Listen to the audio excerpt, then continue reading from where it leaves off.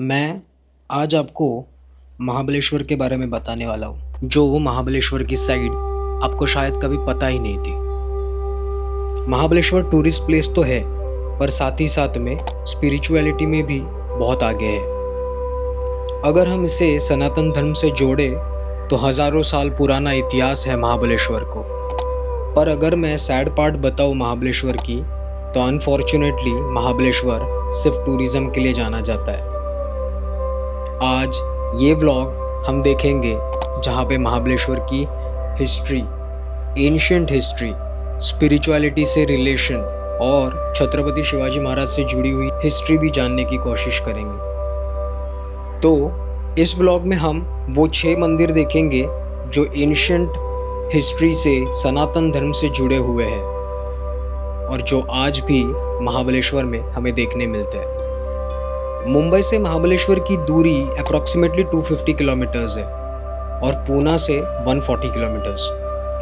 अब जैसे ही महाबलेश्वर के इस पुराने इलाके में आते हो, जो गूगल मैप्स पे ओल्ड महाबलेश्वर टेम्पल के नाम से जाना जाता है, वहाँ पे आपको स्पेशियस सी कार पार्किंग मिल जाती है। हम सबसे पहले देखेंगे महाबलेश्वर का वो एंशिएंट टेम्पल जो माना जाता है कि हज़ारों साल पुराना है। सनातन धर्म काफ़ी पुराना है, इस वजह से काफ़ी सारी चीज़ें लोगों के सामने आज हम फैक्ट्स के साथ रख नहीं सकते। इसीलिए ये मंदिर कब बनवाया होगा कोई बता नहीं सकता, पर इस मंदिर का नाता स्कंद पुराण से जुड़ा हुआ है। ये है महाबलेश्वर का मुख्य मंदिर। अंदर कैमरा अलाउड नहीं है, जिस वजह से मैं यहीं तक शूट करूँगा। उसके बाद अंदर जाके दर्शन लूँगा and then will continue with the vlog. ये मंदिर महाराष्ट्रियंस के लिए बहुत इम्पोर्टेंट मंदिर है, वैसे ही जैसे कर्जत के पास बसा हुआ भीमाशंकर का मंदिर। स्कंद पुराण से इस मंदिर का रिश्ता है। स्कंद पुराण में इसके रेफरेंसेस हमें मिलते हैं, जिसमें लिखा गया है कि इस इलाके में 2 राक्षस हुआ करते थे। एक का नाम था महाबल और दूसरे का अतिबल। इन दोनों ने काफ़ी लोगों को तकलीफ दे रखी थी इस इलाके में, जिस वजह से लोगों ने यहाँ के विष्णु जी की भक्ति की और वे प्रकट हुए। यहाँ के लोगों के बचाव करने के लिए विष्णु जी ने अतिबल का वध किया और महाबल को वो हरा नहीं सके, क्योंकि महाबल को इच्छा मृत्यु का वरदान प्राप्त था, जिस वजह से विष्णु भगवान को अतिबल को मारना आसान था, पर महाबल को मारना कठिन हो गया था। अतिबल और महाबल को हराने की लड़ाई में ब्रह्मदेव भी इनके साथ थे और ये दोनों भी महाबल को हरा नहीं पा रहे थे। पर क्योंकि महादेव ने ही महाबल को इच्छा मृत्यु का वरदान दिया था, महादेव भी उसे मार नहीं पा रहे थे, जिस वजह से इन दी एंड विष्णु जी ने आदि माया को बुलाया और आदि माया सक्सेसफुल रही महाबल को कन्विंस करने में इच्छा मृत्यु को प्राप्त होने के लिए, और आदि माया ने इच्छा मृत्यु को प्राप्त होने के लिए महाबल को कन्विंस कर लिया।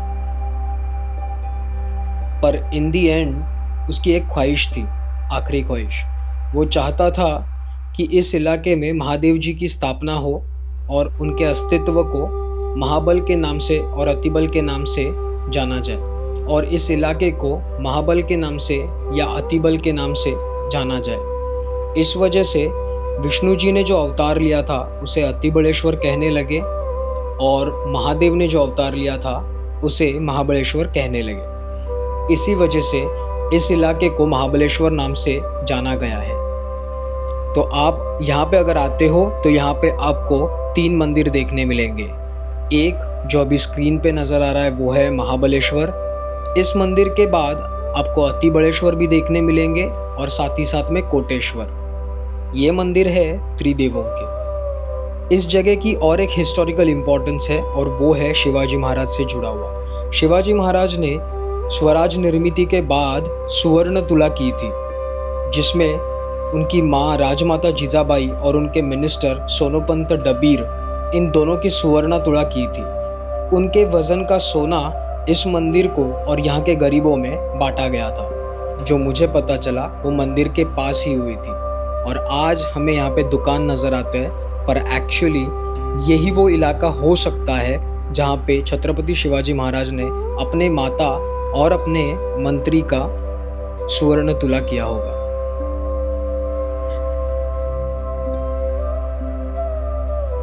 महाबलेश्वर के मंदिर के अंदर जो शिवलिंग हमें देखने मिलता है वो ऐसे दिखता है। Let's not forget, photography allowed नहीं है। ये इमेज मैंने गूगल से डाउनलोड की है, जो मैं आपके इंफॉर्मेशन के लिए इस व्लॉग में शेयर कर रहा हूँ। महाबलेश्वर के टेंपल के दर्शन करने के बाद अब हम जाएंगे अतिबलेश्वर टेंपल के पास। अतिबलेश्वर का ये मंदिर एक प्रीमाइस में बसा हुआ है जिसे कंपाउंड है, और आज बिकॉज ऑफ डेवलपमेंट इस प्रीमाइस के बाहर की बाजू में हमें 2 दुकान नज़र आते हैं। इस मंदिर में आने के लिए उन 2 दुकानों के बीच में से हमें यहाँ पे आना होता है।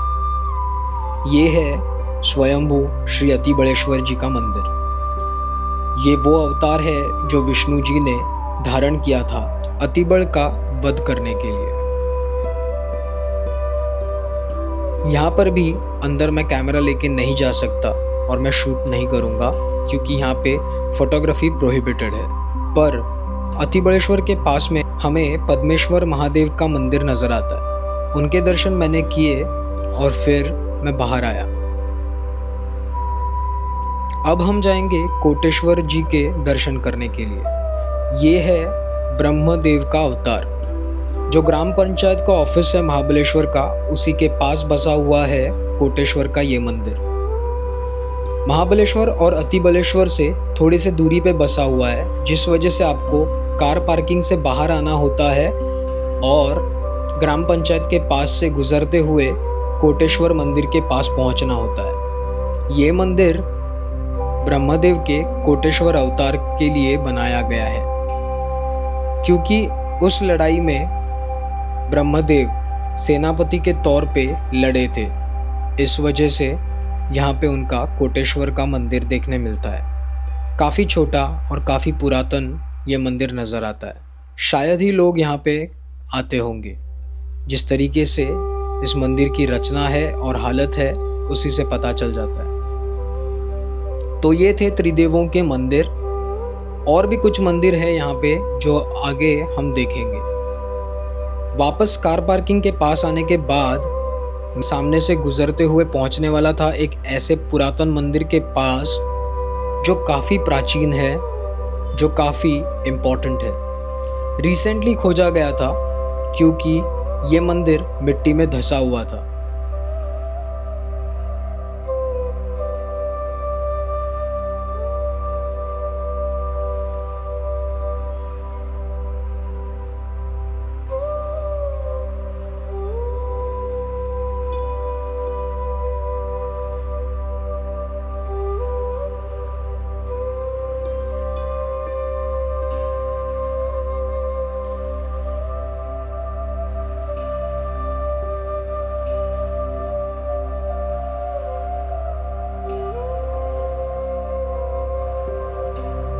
ये एक ज़माने में मिट्टी के अंदर कवर्ड था।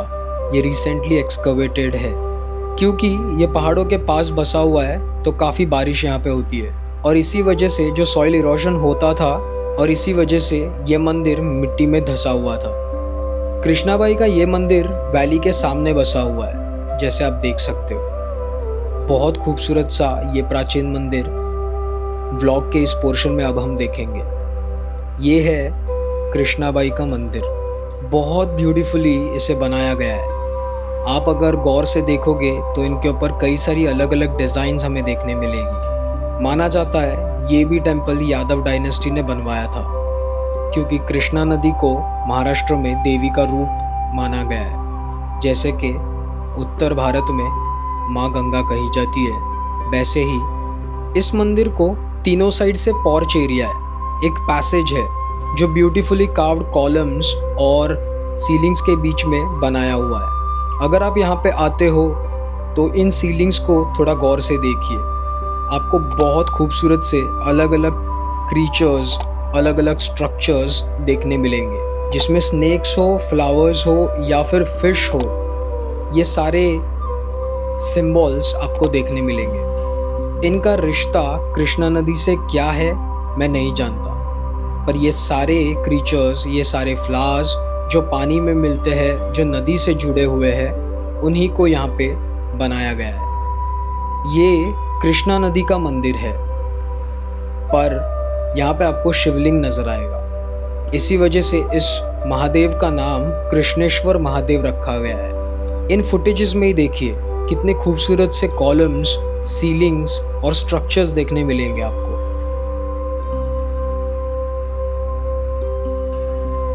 इस मंदिर के बाहर के ओर आपको एक फाउंडेशन नजर आएगा जिस पर एक छतरी बनाई है, पर अभी तक ये समझ नहीं पाए हैं कि ये समाधि है या मेडिटेशन की जगह। आज भी इस पर स्टडी होती है, क्योंकि ये मंदिर कृष्णा नदी के लिए ट्रिब्यूट के तौर पे बनाया गया है। तो यहाँ पे आप देख सकते हैं कि कृष्णा नदी का जो सोर्स है वो यहाँ से स्टार्ट होता है। तो पूरी की पूरी नदी इस कुंड से शुरू होती है, और ये जो कुंड है ये कृष्णा नदी का कुंड है। इस मंदिर में जो शिवलिंग है, उस शिवलिंग के नीचे से पानी परकोलेट होते हुए इस कुंड में आता है, और इस कुंड से परकोलेट होते हुए ही वैली के नीचे उतर जाता है, और उतरने के बाद कृष्णा नदी फॉर्म होती है। ये मंदिर अप्रॉक्सीमेटली 10 से 12 साल पहले एक्सकवेट किया है। इसके पहले ये पूरी तरीके से चारों ओर से मिट्टी में गड़ा हुआ था, और इसीलिए आज भी इस मंदिर के ऊपर स्टडीज चालू है। किसने बनाया, कब बनाया, काफ़ी सारी इन्फॉर्मेशन आज भी मिस्ट्री है। हमें इस मंदिर से पता चलता है कि कृष्णा नदी को या गंगा नदी को पुराने ज़माने में माँ क्यों कहा जाता था, क्योंकि वो सोर्स ऑफ लाइफ थी। पर आज इन्हीं रिवर्स में डेवलपमेंट के नाम पे हम पोल्यूशन कर रहे हैं, वाटर बॉडीज़ को डिस्ट्रॉय कर रहे हैं। वाटर बॉडीज़ में से हमें सिर्फ बिजनेस नज़र आता है। ये इतना पवित्र और प्राचीन मंदिर देखने के बाद मेरा नज़रिया नदियों के लिए बहुत बदल गया है। अगर आप महाबलेश्वर आते हो तो बहुत ज़्यादा चांसेस है कि ये मंदिर आप भूल सकते हो विज़िट करना, क्योंकि ये आइसोलेटेड है। कार पार्किंग से नीचे की ओर आपको जाना है। अगर आप मेरा ये व्लॉग देख रहे हो और अगर आप महाबलेश्वर आने वाले हो तो याद से पॉइंट नोट कीजिए कहीं पर कि आपको कृष्णा नदी का ये मंदिर ज़रूर देखना है। मैं शायद वीडियोस में और व्लॉग्स में ज़्यादा कुछ दिखा ना सकूं, पर अगर आप यहाँ पे आते हो तो यहाँ का स्ट्रक्चर ज़रूर नोटिस करना, यहाँ का स्ट्रक्चर ज़रूर एनालाइज करना, क्योंकि आपको इसमें पता चलेगा कि Indian science regarding the architecture and construction was really different, और ये हज़ारों साल पहले की बात आज हमें देखने मिल रही है। So you can witness this, पर आओगे तो आंखें खुली रखना, क्योंकि हर जगह पे आपको कुछ नया नया देखने मिलेगा, सीखने मिलेगा। ये मंदिर अब हम बाहर से देखेंगे। बाहर से देखते वक्त मुझे कुछ चीज़ें देखने मिली, जैसे कि ये बाहर की ओर बसा हुआ छोटा सा मंदिर जो अभी डैमेज्ड है, और इसी वजह से किसकी मूर्ति यहाँ पे होगी हम नहीं बता सकते। ये मंदिर आसानी से 4000 या फिर 5000 साल पुराना हो सकता है। जिस तरीके की इसकी आज हालत है उसी से हम बता सकते हैं। जैसे ही मैं आगे चल के गया, मुझे शेषनाग के जैसे ही मैं और आगे बढ़ा वैसे ही मुझे शेषनाग की मूर्ति भी नज़र आई। इतनी खूबसूरत थी कि मैं देखता ही रह गया। आप देख सकते हैं कितनी खूबसूरत से डिज़ाइंस इस छोटे से दीवार पे बाहर की ओर मंदिर के नीचे बनाए गए हैं। ये है नाग देवता की मूर्ति, शेषनाग जिसे कह सकते हैं। शायद मैं गलत हो सकता हूँ, बट उनके बॉडी फीचर्स से मुझे यही नज़र आ रहा है। मंदिर के राइट हैंड साइड की दीवार पर हमें और एक स्टैचू नज़र आता है, ये भी कार्व्ड है दीवार में। And look at the design, छोटा सा टेम्पल, उसका शिखर और उसके नीचे हमें मूर्ति नज़र आती है जो शायद मत्स्य भगवान की है, क्योंकि फिन्स जैसे फिश के ऊपर नज़र आते हैं या फिर विंग्स नज़र आते हैं, वैसे ही ये भी हमें नज़र आ रहे थे। कृष्णा नदी का ये खूबसूरत सा मंदिर देखने के बाद अब हम जाएंगे पंचगंगा मंदिर के पास। पर पंचगंगा मंदिर से पहले हमें अहिल्याबाई होळकर जी ने बनवाया हुआ रुद्रेश्वर महादेव का मंदिर देखने मिलता है। ये मंदिर भी बहुत खूबसूरत है और क्योंकि ये रिसेंटली बनाया गया है तो इसके स्ट्रक्चर्स में ही वो नज़र आता है। ये ऐसे ही स्ट्रक्चर हमें वाई के मेणवली के पास बसे हुए कुछ मंदिरों में नज़र आता है। अगर आप महाबलेश्वर आते हो तो रुद्रेश्वर महादेव के दर्शन कीजिए। ये रिसेंट कंस्ट्रक्शन है जब मराठा एम्पायर उसके पीक पर था और इसीलिए ये मंदिर थोड़े से बेटर कंडीशन में हमें नज़र आएगा। ये मंदिर स्पेसिफिकली अहिल्याबाई होळकर ने बनवाया था और जो काफ़ी लोगों को मालूम नहीं है, पर मुझे यहाँ के मेरे जो लोकल ब्राह्मण हैं जिनसे मेरी अच्छी दोस्ती हुई है उन्होंने बताया। मंदिर के अंदर आते ही हमें पुराना दीप स्तंभ नज़र आता है। ये ऐसा ही दीप स्तंभ मैंने शिवाजी महाराज के रायगढ़ फोर्ट पे भी शेरकाई देवी के पास देखा था, इसकी मुझे याद आई। इस मंदिर का कंस्ट्रक्शन सेम वैसे ही है जैसे सिद्धेश्वर महादेव का है, जो हमें धोम गांव में वाई के पास नज़र आता है। ये धोम गांव वही है जो धौम्य ऋषि के आश्रम के वजह से जाना जाता है। रुद्रेश्वर महादेव के मंदिर के पास हमें एक ऐसा शिल्प नज़र आता है, इसे चंड कहा जाता है। अगर कोई सन्यासी मंदिर के परिसर में एक्सपायर हो जाए तो उनके याद में ऐसे चंड बनाया जाता था। ये मंदिर मुझे ज़रूर याद दिला रहा था सिद्धेश्वर महादेव के मंदिर के बारे में। उस मंदिर का लिंक मैंने आई बटन में शेयर किया है, जो वाई के पास बसा हुआ है।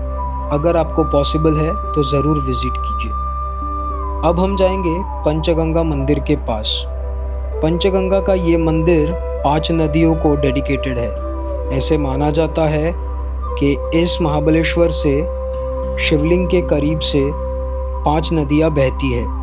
जो 5 नदियाँ महाबलेश्वर से शुरू होती है उनका नाम है कृष्णा, वेण्णा, कोयना, सावित्री और गायत्री। तो ये थे महाबलेश्वर के 6 इम्पॉर्टेंट मंदिर। अगर आप यहाँ पे आते हो अपने फैमिली के साथ और अगर आपके फैमिली में सीनियर सिटीजन्स हैं तो डेफिनेटली उन्हें ये 6 मंदिर दिखाइए, जहाँ पे आपको महाबलेश्वर, अतिबलेश्वर, कोटेश्वर, पंचगंगा मंदिर, रुद्रेश्वर महादेव जो अहिल्याबाई होळकर ने स्थापित किए हैं वो, साथ ही साथ में प्राचीन कृष्णा नदी का मंदिर, ये सब वो देख सके, आप देख सके। अगर आपको मेरा ये व्लॉग पसंद आया होगा तो मेरे चैनल को सब्सक्राइब कीजिए। काफ़ी सारा नया कंटेंट इस चैनल पे आपको देखने मिलेगा। मिलते हैं नए व्लॉग के साथ, तब तक के लिए जय शंभूराजे, जय शिवराय।